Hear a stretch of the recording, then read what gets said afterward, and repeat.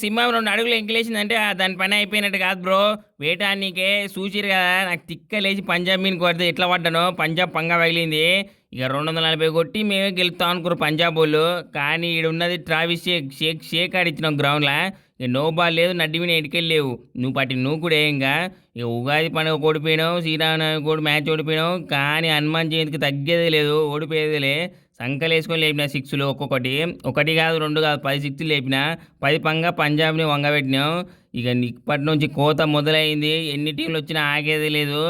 ఇప్పటివరకు చిన్న ట్రైలర్ చూపించిన, కానీ తర్వాత మ్యాచ్‌లో బొమ్మ దద్దరిల్లిపోతుందమ్మా. ఇక లెక్క ఎక్కువైనా సరే గానీ తక్కువ కాకుండా చూసుకుంటాం. ఇక ఒక్కసారి మేము ఫామ్‌లోకి వచ్చినామంటే బ్రేకులు లేని బుల్డోజర్‌లను తొక్కి పడేత్తాం. ఇక నెక్స్ట్ మ్యాచ్ ముంబైతోనుంది.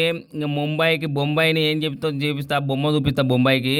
ఇక చూసుకో మళ్ళా 141 చెప్పి కొట్టిన సిక్స్‌లు. ఇక నాకు జరంత అదృష్టం ఉంది. ఇంక అదృష్టం ఇట్లా యూజ్ చేస్తా. ఇంక నెక్స్ట్ మ్యాచ్‌లో కోత మొదలైంది. ఇంక చూసుకో మళ్ళా.